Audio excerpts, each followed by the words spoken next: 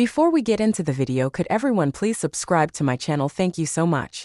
That night, I had no clue it was going to turn into something way beyond just an ordinary evening. Leo's dad wanted him to go on his usual weekend business trip, but last minute, I asked him to stay. Simple request, right? But deep down, I knew that a quiet storm was brewing inside him. Maybe because it was building up inside me too. The morning felt off. I was making coffee in the kitchen, barely making a sound. Leo sat at the table, supposed to be doing his homework, but it was clear he was miles away. Then suddenly I turned to him and said, "Leo, can you hand me that coffee?" My voice was softer than usual, like I was holding back. There was this strange feeling inside me, but I made sure my eyes wouldn't give away anything. When he handed me the coffee, I held onto his hand just a bit longer than I should have. I looked at him like I was waiting for him to read between the lines. We stood there in silence for a second, and then I said, "Actually, since it's just us here today, there are some things I'd like to talk about." I'm usually calm, you know, but today something felt different. My gut never lies. "You're not a kid anymore, Leo." I started carefully picking my words so there would be no secrets between us. "All right." My words seemed to hit him. "Margot, what's going on? Why are you talking like this?" he asked, clearly thrown off. I gave him a slight smile, but it wasn't warm, it was more like I was cracking open a riddle. I was thinking about the space between us. "Leo," I said softly, "every day you're getting older, and it feels like there's something else between us, something shifting." I could tell his heart was racing now. He was probably feeling the same mess I was.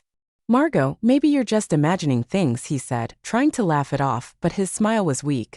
I leaned in just a bit closer, lowering my voice. "But don't you feel it too, Leo? Something's changing between us, right?" I whispered, almost like a breeze, soft but damn sure effective. He didn't have an answer. I knew he didn't know how to explain it.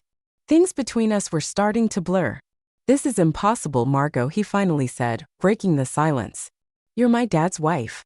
I moved a little closer and put my hand on his shoulder. "Leo, we're not hurting anyone. No one else has to understand this," I said. My voice was calm but serious. I was unlocking something that had been hidden deep down. I could feel him getting more tangled up in his head, and yeah, I was too. Part of me knew this was messed up, but the other part, well, it was already gone. We just sat there for a bit, both of us quiet as hell, feeling the weight of it all. I reached over and touched the pillow next to him. "Leo, you know this isn't just a dream, right? This thing between us, it's real," I said, not breaking eye contact. He took a deep breath, turned his head, probably hoping his thoughts would just stop for a second. Whatever this was between us, felt wrong, impossible, but at the same time, unavoidable. "Margot, people won't understand," he muttered. Ed shook his head. I gave him a slow smile, my eyes steady on him, not letting him look away. "People don't always have to understand, Leo. We just got to be honest with ourselves," I said. That tension, that pull between us, was getting harder and harder to ignore. I couldn't deny it. That night, everything shifted.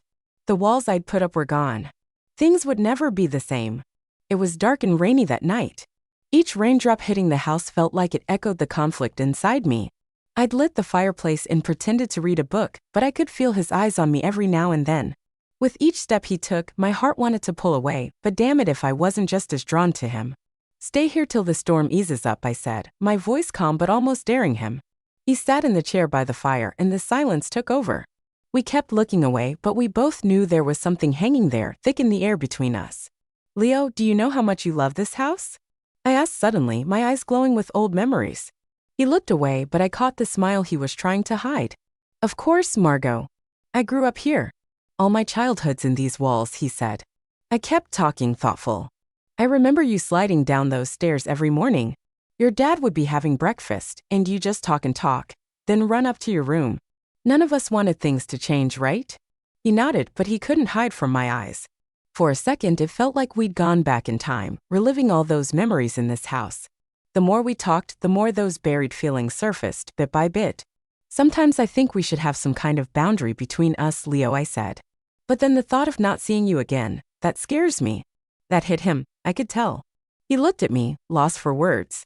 We both had let our guard down, too exposed to take anything back now. "I get it, Margot. Sometimes when I'm with you, I don't know what to say, what to feel, but somehow I'm just glad to be here," he said, his voice barely more than a whisper. His words lit me up inside. The firelight made the shadows dance across my face, pulling those emotions out of me. "Every time you're here, Leo, everything feels like it makes sense. Maybe this bond we have, it's deeper than we think, I murmured. We fell silent again, no more words left. We just sat there, weighed down by it all. The pull between us was like this gravity neither of us could escape, even if we knew we probably should. As the rain eased up, I placed my hand on his shoulder, gentle, lingering for a moment. We just let ourselves be in that space, our feelings hanging in the air. I tried to fight it, but with Leo next to me, those walls I built didn't stand a chance. When Leo's hand landed on my leg, this rush went through me, like every feeling and mess we'd been holding back just came crashing out. In that second, we lost ourselves, eyes caught in this pull neither of us had the words for. The only thing louder than the silence was my heartbeat. Ding in my ears, Margot, he murmured, his voice rough and low. It's not like we're in control here, is it? My hand went over his and I could barely speak past the knot in my throat. Leo, you're my stepson, I said, but each word felt like it was tearing me up inside. It's wrong, but here right now, I feel so damn lost. My eyes stung, but I couldn't pull away. I saw the same confusion and pull in his face. Leo's fingers pressed a little more firmly against my leg. Margot, I won't lie, I don't want to stop this, he said, his voice breaking a little. But every time I try to fight it, I end up right here, back with you. Part of me wanted to let go, to pull away, but it was like his touch had me glued in place, caught at the edge of a line we both knew we shouldn't cross. I tried to push him back a bit, but my body wouldn't budge. Leo, losing myself in this. Oh, it scares me, I said, but I was right there, leaning closer. This isn't right, but somehow being here with you feels too damn real. I tried looking away, but I just couldn't. Whatever was between us was blurring every line of logic I had left. For a second, it was like the whole world had shrunk down to just this room, to just us. That heat I felt from him, the forbidden pull between us, had me sinking deeper, even as every part of me screamed to stop.